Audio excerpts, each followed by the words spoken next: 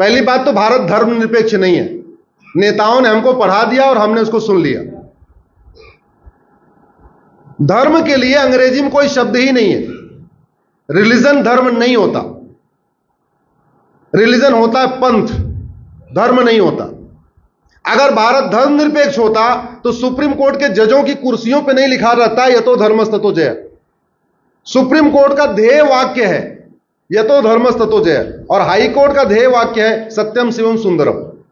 अगर ये भारत धर्मनिरपेक्ष होता तो ना हाई कोर्ट के जज की कुर्सी पे लिखा होता सत्यम शिवम सुंदरम, ना सुप्रीम कोर्ट की जज की कुर्सी पे लिखा होता यतो धर्मस्ततो जय। ये बहुत बड़ी गलतफहमी है।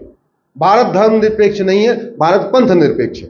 अब सवाल यह आया कि वेद पुराण पढ़ा सकते हैं तो बाइबल कुरान क्यों नहीं पढ़ा सकते? सरदार जी शायद यही बात कहना चाह रहे हैं, नहीं कह पा रहे, मैं कह दे रहा हूं। बिल्कुल नहीं पढ़ा सकते, बाइबल कुरान नहीं पढ़ा सकते। क्यों? क्योंकि बाइबल में सभी इंसान को एक समान नहीं माना जाता, लेकिन हमारा संविधान कहता है सब एक समान है। बाइबल में क्रिश्चियन और नॉन क्रिश्चियन के बीच में भेदभाव है, इसलिए बाइबल नहीं पढ़ाई जा सकती, कुरान नहीं पढ़ाई जा सकती, कुरान नहीं पढ़ाई जा सकती। क्यों?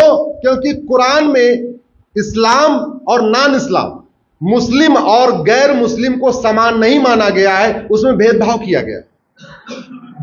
वेद पुराण यह नहीं कहता है कि आप, वो कहता ही नहीं है कि आप सिख हो कि जैन हो कि हिंदू हो या कि मुस्लिम, कुछ नहीं कहता। वो तो कहता है अष्टांग योग का पालन करो, यम नियम का पालन करो, स्वाध्यायी बनो, सदाचार करो, इस तरीके की बातें हैं। इसलिए वेद पुराण पढ़ाया जा सकता है। सनातन, आप इसको दो तरीके समझिए।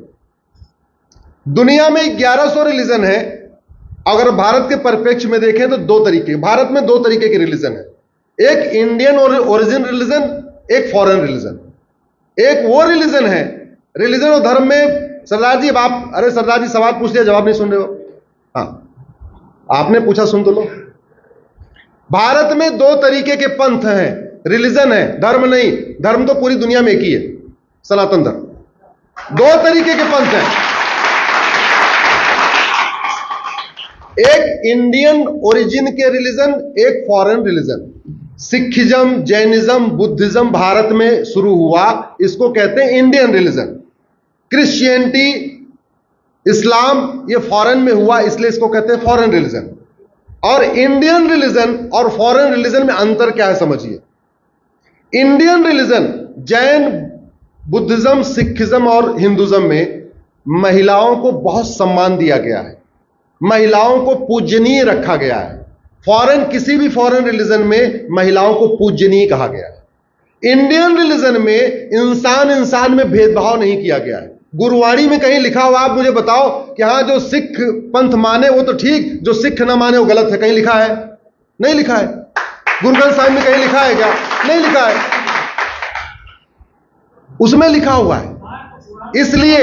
इसलिए पहली बात तो दुनिया में धर्म एक है, पंथ अलग अलग है। लेकिन जो लोग ये कहते हैं कि सब धर्म एक समान है, बिल्कुल गलत बात है। जब सबकी किताबों की शिक्षा अलग अलग है, किताबों में ऊंच नीच का भेदभाव है, कुछ किताबों में छुआछूत की बातें हैं, तो सब एक समान कैसे हो सकते हैं? हाँ, हिंदुज्म, जैनिज्म, बुद्धिज्म, सिखिज्म की लगभग टीचिंग एक जैसी है। न किसी में धर्मांतरण करना सिखाया गया है, न किसी को यह सिखाया गया है कि जो न माने उसको कत्ल कर दो। कहीं ये नहीं लिखा गया कि जो नहीं मानता उसको कैसे भी करके धोखा दे के, लालच दे के, प्यार से उसको कन्वर्ट करके लाओ। न गुरु ग्रंथ साहिब में लिखा है, न कहीं जैनिज्म में लिखा है, न बुद्धिज्म में लिखा गया, न सिखिज्म में लिखा है, न सनातन धर्म में लिखा गया। इसलिए भारत धर्म निरपेक्ष नहीं है, भारत पंथ निरपेक्ष है। और ये बातें इसलिए नहीं पता है क्योंकि हम लोगों को, इसलिए वेद पुराण को पढ़ाना जरूरी है। हमारे बच्चों को पता रहे, हमारे पास हर चीज का जवाब हो, हम कहीं अवाक न हो जाए। उसका एक ही तरीका है कि भारत में सनातन शिक्षा लागू हो। सनातन शिक्षा लागू होती ना आप ये सवाल पूछते ना मैं आपको जवाब देता। अविश्वास प्रस्ताव के दौरान माननीय मुख्यमंत्री जी ने भी, माननीय प्रधानमंत्री जी ने भी ये चिंता व्यक्त की थी बीड़ी की रेवड़ी के ऊपर। आपने भी PIL लगा, उसके ऊपर कुछ क्या आगे क्या कार्रवाई नहीं? कुछ आपकी एक्सेप्ट होगी बता दें, मैंने सुना। एक्चुअली PIL मेरी चल रही है सुप्रीम कोर्ट में, और बहुत ही महत्वपूर्ण बिंदु है। इस समय राज्यों पे 1.5 लाख करोड़ का कर्जा है। 150 लाख करोड़ टोटल भारत के ऊपर कर्जा है। 70 लाख करोड़ का कर्जा राज्यों पे है, 80 लाख करोड़ का कर्जा केंद्र पे है। टोटल 150 लाख करोड़ का कर्जा है।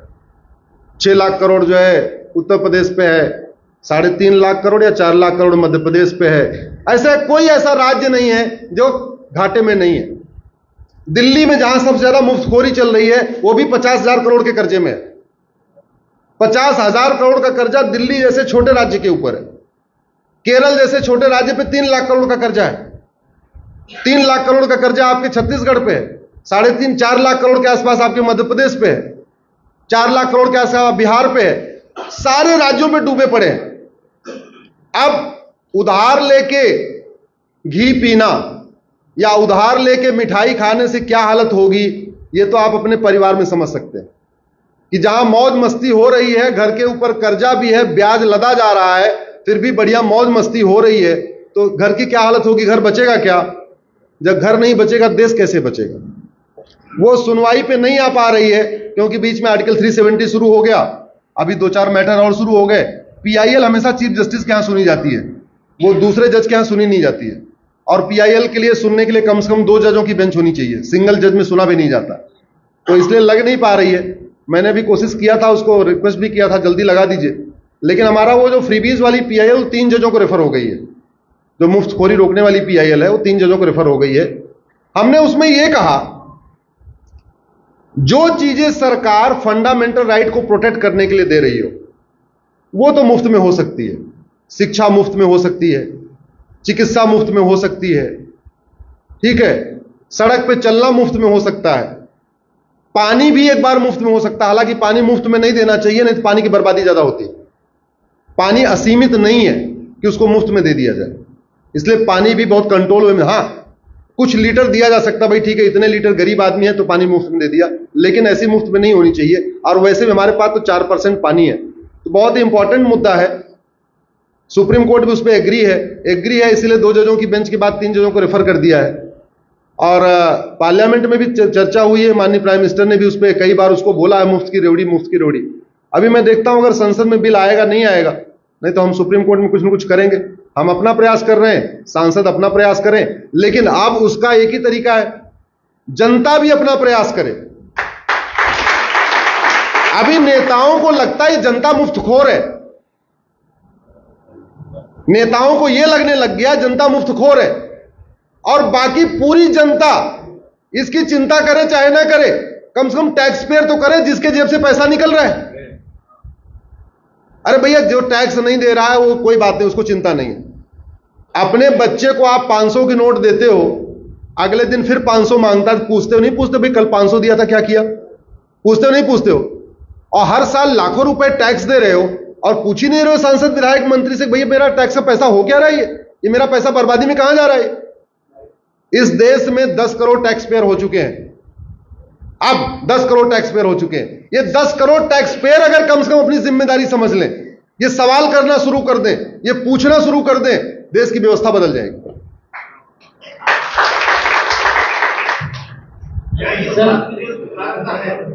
चाहे वो मुख्यमंत्री योजना हो चाहे प्रधानमंत्री योजना हो, योजना को नीचे तक लाया तो जाता है, लेकिन कुछ ऐसे लोग भी हैं हमारे बीच में है वो, तो उसके पात्र न होते हुए भी उसका लाभ उठाते हैं।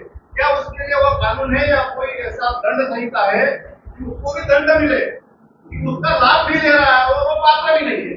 इसका एक ही तरीका है, भ्रष्टाचार हमारी बहुत बड़ी समस्या है। भ्रष्टाचार पे मेरी एक PIL चल रही है, 1 नेशन 1 टैक्स कोड पे, आप लोग गूगल कर लेना, वो चल रही है। उसके लिए सारे टैक्स खत्म करना पड़ेगा, प्रॉपर्टी को आधार से लिंक करना पड़ेगा, बड़ी नोट को बंद करना पड़ेगा। 100 रुपए से बड़े नोट की जरूरत नहीं भारत में। उसमें कई सारी ऐसी व्यवस्था है, लेकिन अलग विषय है। हाँ, झूठ बोलना अपराध हो जाए, बस आदि समस्याओं का समाधान केवल झूठ बोलने पे, झूठा एफिडेविट देने पे, झूठा बयान देने पे, झूठी बात कहने पे, झूठा फॉर्म भरने पे 10 से 20 साल सजा हो जाए, कानून बन जाए, समस्या ठीक हो जाएगी। अपने आप सब ईमानदार हो जाएंगे। अदरवाइज कथा सुनने से और ये करने से वो करने से लोग ईमानदार बहुत कम होंगे। कानून ज्यादा इंपॉर्टेंट है। मेरा